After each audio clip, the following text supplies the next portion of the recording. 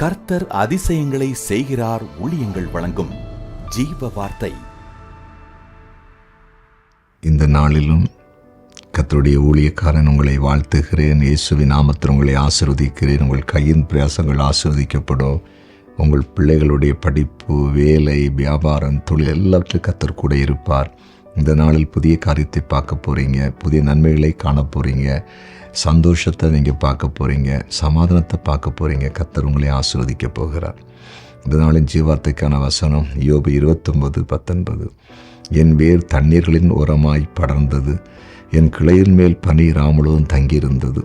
என் வேர் தண்ணீர்கள் ஓரமாய் படர்ந்தது. இந்த ஜீவார்த்தின் தலைப்பு, தண்ணீர் ஓரமாய் வேரை போல மாறுவீர்கள். அதாவது யோபு சொல்றார், என் வேர் தண்ணீர்களின் ஓரமாய் படர்ந்தது. அப்படின்னா ஒரு மரத்துடைய வேறு தண்ணீர் இருக்கிற இடத்துல படர்ந்து போய் பிடிச்சிட்டுன்னா அந்த மரம் அந்த தண்ணீரை உறிஞ்சி எடுத்து அந்த மரத்தை ரொம்ப செழிப்பாக்கிடும். எந்த மரத்துடைய வேர் தண்ணீர் பக்கத்தில் போய் சேருதோ அந்த மரம் தான் நல்லா செழிப்பாக இருக்கும். தண்ணீர் பக்கத்தில் வேர் இல்லைன்னா அந்த மரம் சீக்கிரம் பட்டு போயிடும், கண்டிப்பாக பட்டு போயிடும். அப்போ இது எதை குறிக்குது? யோபு சொல்லுகிற அந்த வார்த்தையில் நாம் யோசிக்க வேண்டிய காரியம் என்னென்னா, நம்முடைய வாழ்க்கையில் அதை தண்ணீருக்கு இடத்துல அதை ஒரு மரம் போய் வேறு அந்த போய் தண்ணியை கொண்டு வர மாதிரி நமக்கு நல்ல ஐக்கியங்களையும் உறவுகளையும் ஆசீர்வாதம் வர வேண்டிய இடங்களுக்குள்ளே நம்மை கொண்டு போவார். அந்த இடத்துக்குள்ளே நம்மை கொண்டு போவார். இன்றைக்கு கர்த்தர் உங்களோடு பேசி கொண்டிருக்கிறார். இத்தனை காலங்களும் நீங்கள் வாழ்க்கையில் செழிப்பை காண முடியாதபடிக்கு நல்ல வேலை, நல்ல ஐக்கியங்கள், நல்ல தொடர்புகளை உங்களுக்கு உண்டாக்க முடியாமல் இங்கே தடுமாறி இருக்கலாம். இன்னும் தடை மாறப்போகிறது. ஒரு மரம் வேறு தண்ணீரண்டையில் போய் அந்த மரத்தை செழிப்பாக்கத்தக்கதாய் தண்ணீர் உள்ளே வருவதைப் போல சூழ்நிலைகளை ஏசப்பா மாற்றப் போகிறார். கண்டிப்பாக நடக்கும், அதிசயம் நடக்கும்.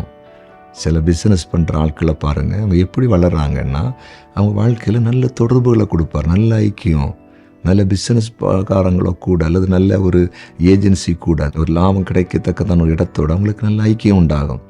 அதனால தான் அவங்க மேன்மை அடைகிறார்கள். இல்லைன்னா மேன்மை அடைய முடியாது. சரியா? இதுதான் இனி அன்று உங்கள்கிட்ட பேசிகிட்டு இருக்கிறார். ஒரு தண்ணீர் அண்டை போகிற ஒரு வேரை போல உங்கள் வாழ்க்கையில் புதிய காரியங்களை கர்த்தர் செய்ய போகிறார். புதிய தொடர்புகள், ஐக்கியங்களை உருவாக்க போகிறார்.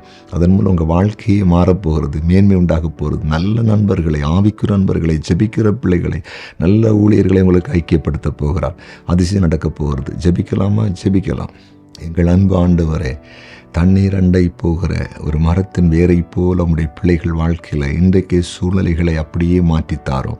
தண்ணீர் அண்டையிலே போகிற வேரை போல நம்முடைய பிள்ளைகளுடைய ஐக்கியங்கள் உருவாகட்டும், அதிசயம் நடக்கட்டும், நன்மைகள் வரட்டும். தண்ணீரை வேறு உறிஞ்செடுத்து மரத்தை செழிப்பாக்குவதைப் போல தண்ணீர் வரட்டும், ஆசீர்வாதம் வரட்டும், மேன்மை உண்டாகட்டும். அப்படிப்பட்ட ஐக்கியங்களை, தொடர்புகளை இன்றைக்கே கர்த்தர் உருவாக்கும்படியாய் செபிக்கிறேன். நீர் அப்படி செய்கிறதற்காய் ஸ்தோத்திரம். இன்றைக்கு பிறந்த நாளை காண்கிற ஒவ்வொருவருக்காக ஜெபிக்கிறேன். எல்லாரையும் ஆசீர்வதிப்பீராக. திருமண நாளை காண்கிற ஒவ்வொருவரையும் ஆசீர்வதிக்கிறேன். அவங்க குடும்பங்கள் ஆசீர்வதிக்கப்படட்டும். ஆண்டவரே, இன்றைக்கு கமாண்டரில் ஜெப குறிப்பு அனுப்பியிருக்கிற எல்லாரையும் ஆசீர்வதித்து ஜெபிக்கிறேன். அந்த குறிப்புகளில் ஆண்டவரே, அந்த ஜெப குறிப்புகளின்படி அற்புதங்களை கர்த்தர் செய்துள்ளபடி மன்றாடுகிறேன். இன்னும் கொடிய வியாதினால் கஷ்டப்படுகிற மக்கள், இருதய பிரச்சனை, ஆண்டவரே, வயிற்று பிரச்சனை, கிட்னி பிரச்சனை, கேன்சர் நோய், இதிலிருந்தெல்லாம் உடைய பிள்ளைகளை விடுதலையாக்கும்படியாக ஜெபிக்கிறேன். ஆபத்தான நிலையில் மருத்துவமனைகள் இருக்கிறவர்களை கர்த்தர் விடுதலையாக்குவீராக. மருத்துவம் செய்வதற்கு பொருளாதாரம் இல்லாமல் கலங்குகிற ஒவ்வொருவருக்கும் நீர் விடுதலை கொடுக்கும்படியாய் ஜெபிக்கிறேன். பல வருடங்களாகியும் குழந்தை இல்லாமல் கஷ்டப்படுகிற குடும்பங்களில் குழந்தை பாக்கியத்தை நீர் கொடுப்பீராக.